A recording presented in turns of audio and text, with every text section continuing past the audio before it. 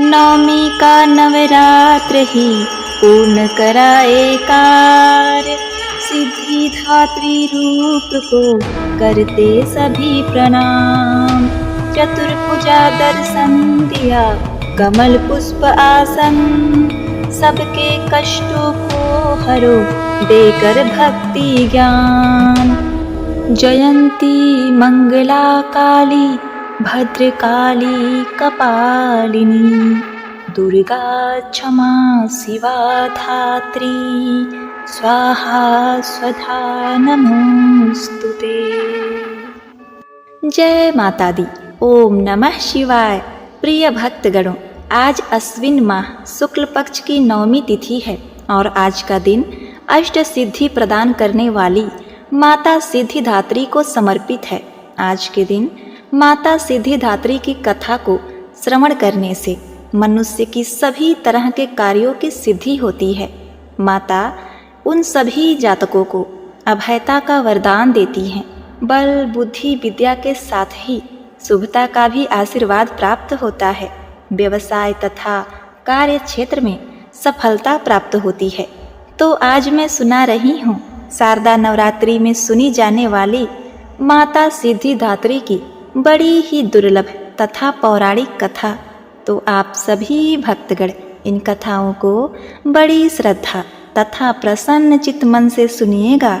एक समय पे जब सृष्टि में अंधकार छा गया था, तब एक दिव्य शक्ति ने जन्म लिया जो महाशक्ति के अलावा और कोई नहीं थी।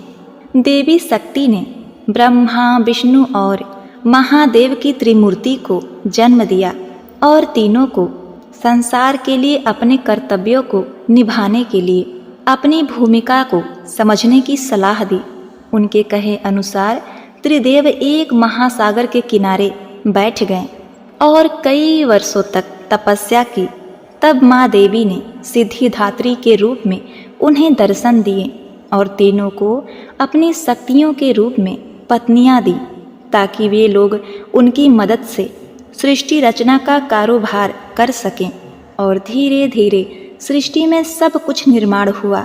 इस तरह माँ सिद्धिदात्री की कृपा से सृष्टि की रचना, पालन संहार का कार्य संचालित हुआ। उस समय भगवान शिव ने माता सिद्धिदात्री की कठोर तपस्या करके 8 सिद्धियों को प्राप्त किया था। साथ ही माँ सिद्धिदात्री की कृपा से भगवान शिव का आधा शरीर देवी का हो गया और वह अर्धनारीश्वर कहलाए। माँ दुर्गा का यह अत्यंत ही शक्तिशाली स्वरूप है। इस ब्रह्मांड की शक्ति देवी दुर्गा है, जिन्होंने समय समय पर विभिन्न रूप धारण करके प्रकृति और सृष्टि के संरक्षण का कार्यभार संभाला। जब किसी दैत्य के सामने देवताओं के युद्ध कौशल कम पड़ जाया करते थे, तो स्वयं माँ आदि शक्ति भवानी सिद्धिदात्री अपने पुत्रों का रक्षण किया। माता सिद्धिदात्री देवी दुर्गा जो न सिर्फ नारी शक्ति का स्वरूप है, बल्कि भक्तों की आस्था का परम पात्र भी हैं। एक समय पर महिषासुर नामक एक भयंकर राक्षस ने चारों ओर हाहाकार मचा दिया। वह जहाँ तहाँ मौत का नाच नाचता था और उसके गढ़ ऋषियों के यज्ञों में विघ्न उत्पन्न करते थे। महिषासुर को वरदान प्राप्त था कि कोई भी देव, पशु या नर उसका वध नहीं कर सकता। इसीलिए स्वयं त्रिदेव भी उसको मारने में असमर्थ थे। निरंकुश दैत्यराज महिषासुर ने अपने वरदान को कवच के रूप में उपयोग करते हुए देवलोक में भी अपना आधिपत्य जमा लिया और देवों को वहां से निकाल फेंका। देवताओं के यज्ञ भाग को भी उसने अपने वश में कर लिया। दैत्यराज से परेशान होकर सभी देवता त्रिदेव के पास गए और उनकी स्तुति करने लगे। सभी देवता के मुख पर चिंता का कारण त्रिदेव पहले से जानते थे। यह सब हाल जानकर भगवान शिव मुस्कुराए और बोले, हे नारायण, अब समय है कि हम सभी अपने तेज से इस जग की रक्षिका देवी दुर्गा का आवाहन करें। यह सुनकर स्वयं ब्रह्मदेव और नारायण ने भी हामी भरी। इसके बाद स्वयं भगवान शिव, भगवान विष्णु और ब्रह्मदेव के शरीर से तेज उत्पन्न हुआ और वो एक जगह आकर मिल गया। इसके बाद वहाँ जितने भी देवता उपस्थित थे सभी के शरीर से महातेज उत्पन्न हुआ और सभी त्रिदेवों के उस परम तेज में आ मिले। उस दिव्य तेज ने एक सुंदर स्त्री का रूप ले लिया।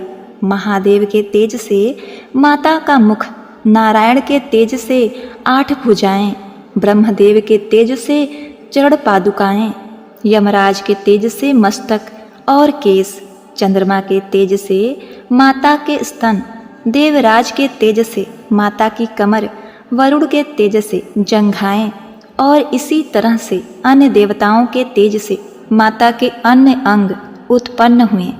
सभी ने मिलकर माता को श्रेष्ठ अस्त्र शस्त्र दिए। महादेव ने अपने त्रिशूल से शूल, नारायण ने अपने चक्र से एक दिव्य चक्र, महादेव ने एक दिव्य कमंडल, देवराज इंद्र ने एक दिव्य और शक्तिशाली वज्र, सागर ने सुंदर रत्नों से सजे आभूषण, कभी मैली न होने वाले वस्त्र और मुकुट दिए। वरुण ने शंख, हिमालय ने माता को सवारी रूप में सिंह और इसी प्रकार देवशिल्पी विश्वकर्मा ने माता को दिव्य अस्त्र और शस्त्र निर्माण करके दिए। माता का यह स्वरूप अत्यंत तेजस्वी और भयंकर था।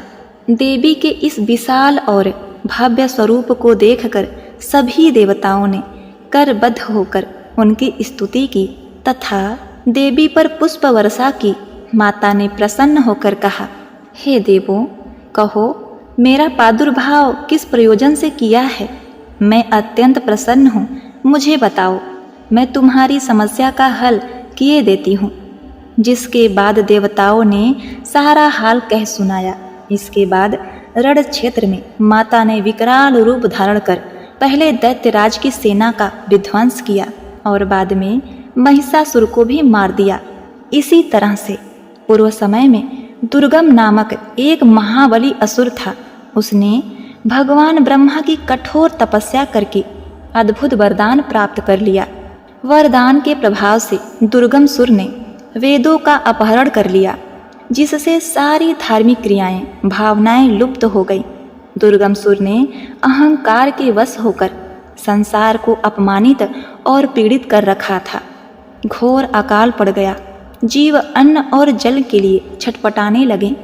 तीनों लोकों में त्राही त्राही मची। देवता भी यह सब देखकर डरे हुए थे। सभी देवता माँ भवानी के शरण में गए, प्रार्थना करने लगे, हे माँ भवानी, हे माँ सिद्धिदात्री, आप असुरों का संहार करने वाली, आपने शुंभ निशुंभ, चंड मुंड, मधु कैटभ, महिषासुर आदि दैत्यों का वध कर हमारी रक्षा की है। हे माता, आपने हमें आशीर्वाद दिया था कि जब भी हम पर संकट आएगा आप हमारा उद्धार करेंगी। उसी प्रकार से हे भगवती, दुर्गम सुर का वध कर हमारी रक्षा कीजिए। देवताओं की विनती से प्रसन्न होकर माँ भगवती ने जल की अनन्य धाराएं प्रवाहित कर चारों ओर जल ही जल प्रवाहित कर दिया। गायों के लिए घास, अन्य जीवों को अन्न जल से तृप्त किया। समस्त संसार की रक्षा कर सुरक्षा चक्र का घेरा बनाकर स्वयं बाहर बैठ गई। दुर्गम सुर ने यह सब देख चिंतित होकर देवी माँ पर असुरों की सेना ने आक्रमण कर दिया। तभी सुंदर सलोनी माँ भगवती ने अस्त्र शस्त्र से सुसज्जित होकर विराट रूप धारण करके समस्त असुरों का वध कर त्रिशूल से दुर्गमासुर का वध कर संसार में धर्म की स्थापना की। दुर्गमासुर का वध करने के कारण माँ भगवती इस संसार में दुर्गा के नाम से विख्यात हुई। माता सिद्धिदात्री कमल पुष्प पर आसीत होती हैं। हालांकि इनका भी वाहन सिंह है। माँ सिद्धिदात्री 4 भुजाओं वाली हैं। इनकी दाहिनी ओर की पहली भुजा में गदा और दूसरी भुजा में चक्र है। बाईं ओर की भुजा में कमल और शंख है। नव दुर्गा में माँ सिद्धिदात्री अंतिम है। अन्य 8 दुर्गाओं की पूजा उपासना शास्त्रीय विधि विधान के अनुसार करते हुए भक्त दुर्गा पूजा नवमी के दिन इनकी उपासना में प्रविष्ट होते हैं। इन सिद्धिदात्री माँ की उपासना पूर्ण कर लेने के बाद भक्तों और साधकों की लौकिक परलौकिक सभी प्रकार की कामनाओं की पूर्ति होती है। एक बार प्रेम से बोलिए, जय माँ सिद्धिदात्री, जय माता दुर्गा, ओम नमः शिवाय। प्रिय भक्तगणों, अब आइए सुनते हैं माता शीतला की कथा। इनकी कथा को श्रवण किए बिना यह कथा अधूरा है। एक बार की बात है, एक राजा के इकलौते पुत्र को शीतला चेचक निकली। उन्हीं के राज्य में एक ब्राह्मण के पुत्र को भी शीतला माता निकली हुई थी। ब्राह्मण का परिवार बहुत ही गरीब था, पर भगवती का उपासक था। वह धार्मिक दृष्टि से जरूरी समझने वाले सभी नियमों को बीमारी के दौरान भली भांति निभाता रहता था। घर में साफ सफाई का विशेष ख्याल रखता था। नियम से भगवती की पूजा होती थी। नमक खाने पर पाबंदी थी।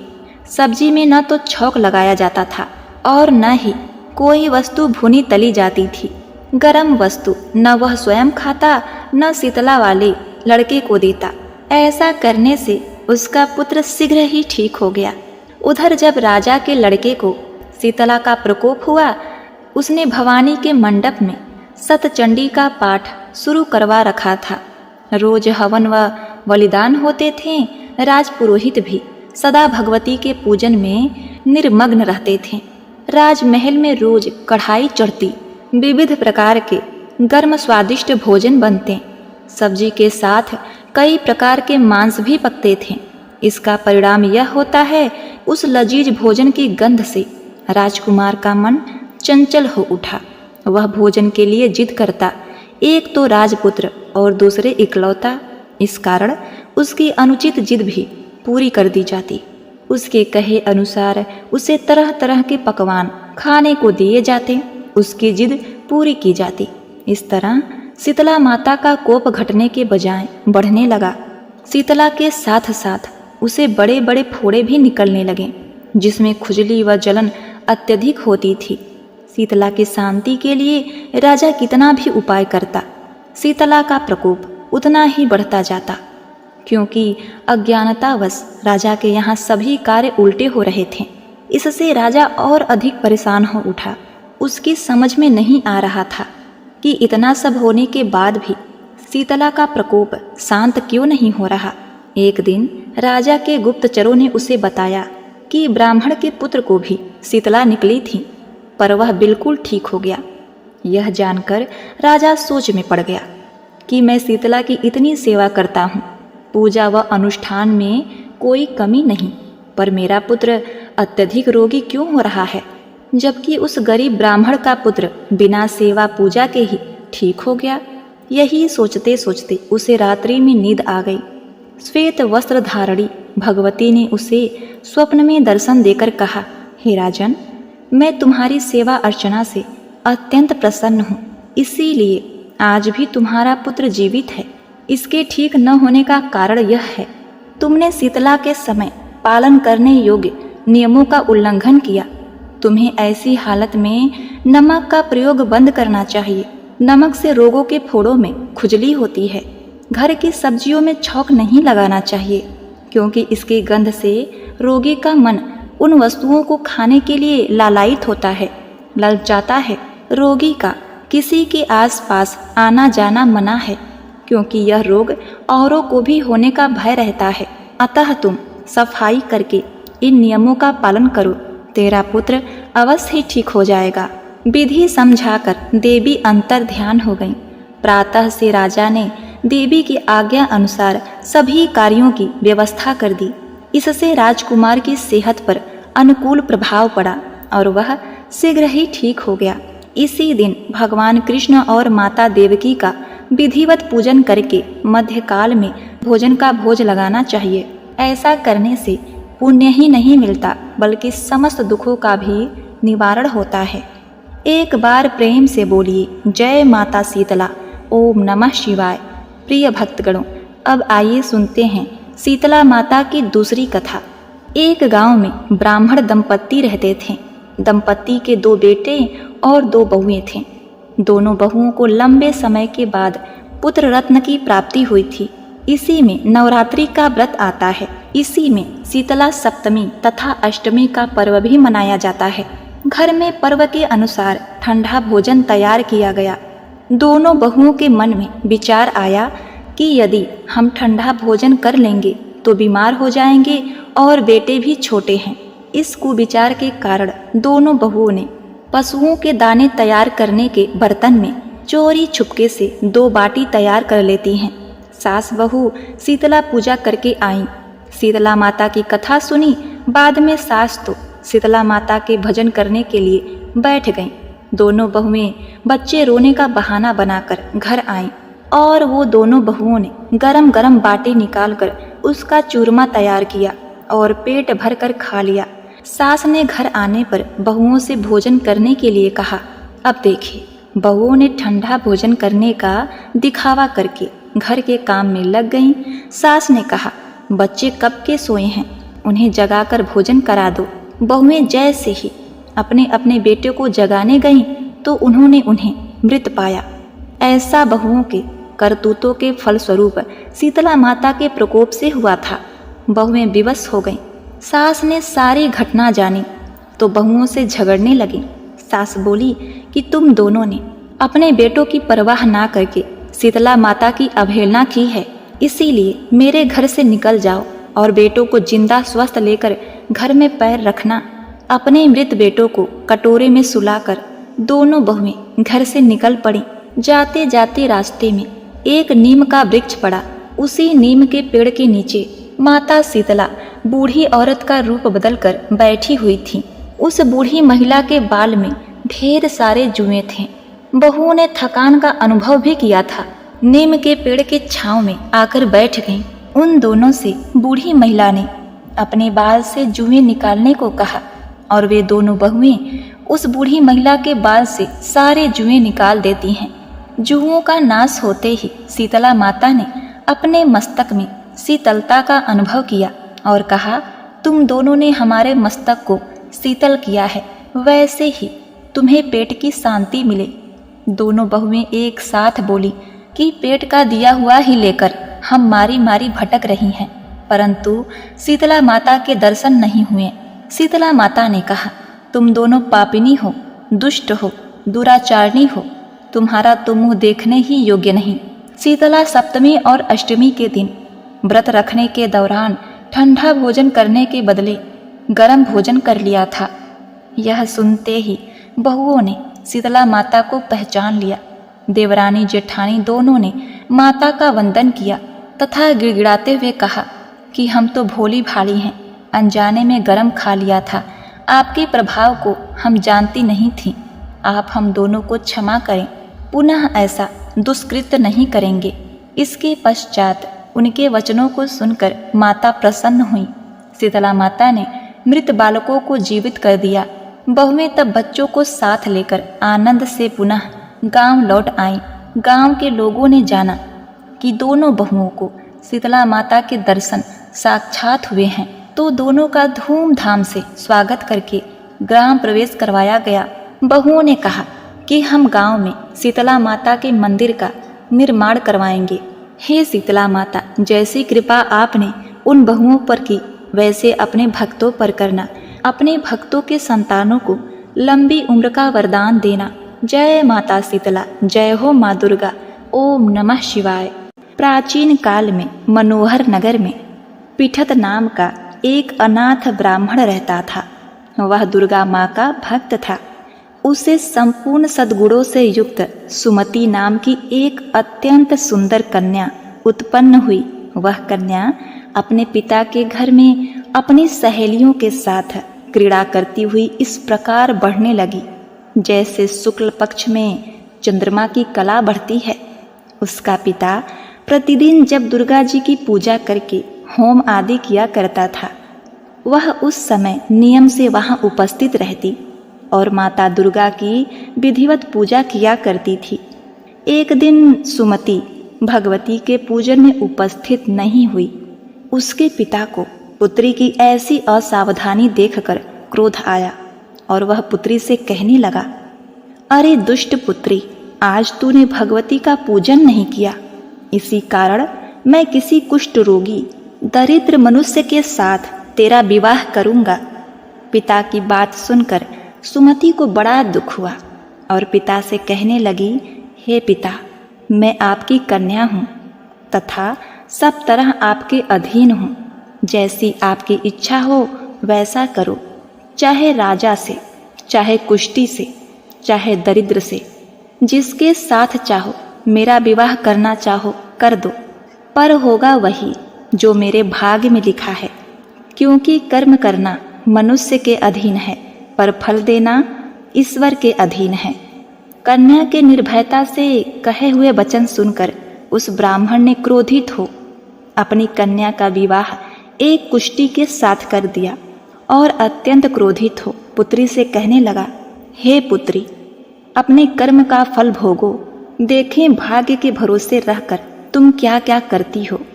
पिता के ऐसे कटु वचन को सुनकर सुमति मन में विचार करने लगी, अहो मेरा बड़ा दुर्भाग्य है जिससे मुझे ऐसा पति मिला। इस तरह अपने दुख का विचार करती हुई वह कन्या अपने पति के साथ वन में चली गई और डरावने कुशायुक्त उस निर्जन वन में उन्होंने वह रात बड़े कष्ट से व्यतीत की। उस गरीब बालिका की ऐसी दशा देख देवी भगवती ने पूर्व पुण्य के प्रभाव से प्रकट हो सुमति से कहा, हे दीन ब्राह्मणी, मैं तुझसे प्रसन्न हूँ, तुम जो चाहो वरदान मांग सकती हो। भगवती दुर्गा का यह वचन सुनकर ब्राह्मणी ने कहा, आप कौन हैं? सारी बातें मुझसे कहिए। ब्राह्मणी का ऐसा वचन सुनकर देवी ने कहा कि मैं आदि शक्ति भगवती हूँ, ब्रह्म विद्या व सरस्वती। प्रसन्न होने पर मैं प्राणियों का दुख दूर कर उनको सुख प्रदान करती हूँ। हे ब्राह्मणी, मैं तुझ पर तेरे पूर्व जन्म के पुण्य के प्रभाव से प्रसन्न हूँ। हे ब्राह्मण कन्या, तुम्हारे पूर्व जन्म का वृत्तांत सुनाती हूँ, तुम सुनो। तू पूर्व जन्म में निषाद की स्त्री थी और अति पतिव्रता थी। एक दिन तेरे पति निषाद ने चोरी की। चोरी करने के कारण तुम दोनों को सिपाहियों ने पकड़ लिया और जेल खाने में कैद कर दिया। उन लोगों ने तुमको और तेरे पति को भोजन नहीं दिया। इस प्रकार नवरात्रि के दिनों में तुमने न तो कुछ खाया और न ही जल पिया। इस प्रकार 9 दिन तक नवरात्रि का व्रत हो गया।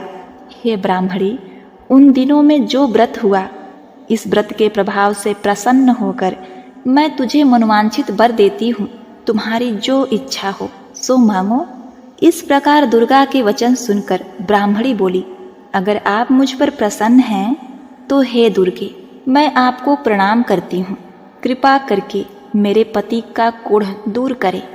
देवी ने कहा, उन दिनों तुमने जो व्रत किया था, उस व्रत का एक दिन का पुण्य पति का कोढ़ दूर करने के लिए अर्पित करो। उस पुण्य के प्रभाव से तेरा पति ठीक हो जाएगा। इस प्रकार देवी के वचन सुनकर ब्राह्मणी प्रसन्न हुई और पति को निरोगित करने की इच्छा से जब उसने तथास्तु ठीक है ऐसा वचन कहा, तब उसके पति का शरीर भगवती दुर्गा की कृपा से कुष्ठ रोग से रहित हो गया। वह ब्राह्मणी पति को देख देवी की स्तुति करने लगी, हे दुर्गे, आप दुर्गति को दूर करने वाली, तीनों लोकों का संताप हरने वाली, समस्त दुखों को दूर करने वाली, रोगी मनुष्य को निरोग करने वाली, प्रसन्न हो मनोवांछित वर देने वाली, दुष्टों का नाश करने वाली, जगत की माता हो। हे अम्बे, मुझ निपराध अबला को मेरे पिता ने कुष्टी मनुष्य के साथ विवाह कर घर से निकाल दिया। पिता से तिरस्कृत निर्जन वन में विचरण कर रही हूँ। आपने मेरा इस विपदा से उद्धार किया है। हे देवी, आपको प्रणाम करती हूँ। मेरी कोई भी गलती हो उसके लिए क्षमा करो। उस ब्राह्मणी की ऐसी स्तुति सुनकर देवी बहुत प्रसन्न हुई और ब्राह्मणी से कहा, हे ब्राह्मणी, तेरे उदालय नामक अति बुद्धिमान, धनवान, कीर्तिवान पुत्र शीघ्र उत्पन्न होगा।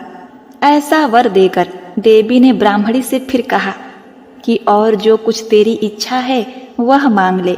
सुमति ने कहा, हे भगवती दुर्गे, अगर आप मुझ पर प्रसन्न हैं तो कृपा मुझे नवरात्र व्रत की विधि का विस्तार से वर्णन करें। ब्राह्मणी के वचन सुनकर माँ दुर्गा ने कहा, हे ब्राह्मणी, मैं तुम्हें संपूर्ण पापों को दूर करने वाली नवरात्र व्रत की विधि बतलाती हूँ। अश्विन माह के शुक्ल पक्ष की प्रतिपदा से लेकर 9 दिन तक व्रत करें। यदि दिन भर का व्रत न कर सकें तो एक समय भोजन करें, शुभ मुहूर्त में घट स्थापना करें और वाटिका बनाकर उसको प्रतिदिन जल से सींचें। महाकाली, महालक्ष्मी और महासरस्वती की मूर्तियां स्थापित कर उनकी विधि सहित पूजा करें। बिजौरा के फल से अर्घ देने से रूप की प्राप्ति होती है। जायफल से अर्घ देने पर कीर्ति, दाख से कार्य की सिद्धि होती है, आंवले से सुख की प्राप्ति और केले से अर्घ देने से आभूषणों की प्राप्ति होती है। इस प्रकार पुष्पों व फूलों से अर्घ देकर व्रत समाप्त होने पर 9वें दिन विधि विधान से हवन करें। खाड़, घी, गेहूँ, शहद, जौ, तिल, बिलपत्र, नारियल, दाख और कदम जैसी विभिन्न सामग्रियों से हवन करें। आंवले से कीर्ति की और केले से पुत्र की, कमल से राज सम्मान की और दाखों से संपदा की प्राप्ति होती है। खाड़, घी, नारियल, शहद, जौ और तिल तथा फलों से होम करने से मनोवांछित वस्तु की प्राप्ति होती है। व्रत करने वाला मनुष्य इसी विधि विधान से होम कर आचार्य को अनंत नम्रता के साथ प्रणाम करे और यज्ञ की सिद्धि के लिए उन्हें दक्षिणा दे। इस प्रकार बताई गई विधि के अनुसार जो मनुष्य व्रत करता है उसके सभी मनोरथ सिद्ध होते हैं। इसमें तनिक भी संदेह नहीं है। इस 9 दिनों में जो कुछ दान दिया जाता है उसका करोड़ों गुना फल मिलता है। इस नवरात्र व्रत को करने से अश्वमेघ यज्ञ का फल मिलता है। हे ब्राह्मणी, इस संपूर्ण मनोकामनाओं को पूर्ण करने वाली उत्तम व्रत को तीर्थ, मंदिर अथवा घर में विधि के अनुसार करें। प्रिय भक्तगणों, ब्रह्मा जी बृहस्पति जी से बोले, इस प्रकार ब्राह्मणी को नवरात्रि व्रत विधि बतलाकर देवी अंतर ध्यान हो गई। अतः जो मनुष्य या स्त्री इस व्रत को भक्ति पूर्वक करता है वह इस लोक में सुख प्राप्त कर अंत में मोक्ष की प्राप्ति करता है। ब्रह्मा जी बृहस्पति से कहते हैं कि यह इस दुर्लभ व्रत का महालय जो मैंने तुम्हें बताया है यह अनंत गुना फल देने वाला है। ऐसा सुनकर बृहस्पति जी आनंद से प्रफुल्लित हो गए और कहने लगे, हे ब्रह्मा जी, आपने मुझ पर अति कृपा की जो मुझे इस व्रत का महत्व सुनाया। ब्रह्मा जी बोले, हे बृहस्पति, यह देवी भगवती संपूर्ण लोकों का पालन करने वाली हैं। इस महादेवी के प्रभाव को कौन जान सकता है? प्रेम से बोलो, देवी भगवती की जय। ओम नमः शिवाय। जय माता दी। प्रिय भक्तगणों, उम्मीद करती हूँ आपको यह कथा अत्यंत पसंद आई होगी। अगर आपको यह कथा पसंद आई है तो आप हमारे चैनल को लाइक, शेयर, सब्सक्राइब अवश्य करिएगा और कमेंट में जय माँ सिद्धिदात्री, जय माँ शीतला, जय माँ भवानी अवश्य लिखिएगा। आपका जीवन सदैव आनंद से परिपूर्ण हो, आपके घर में खुशियाँ बनी रहें, इसी कामना के साथ आपसे विदा लेते हैं। मिलते हैं नेक्स्ट वीडियो में, तब तक के लिए नमस्कार।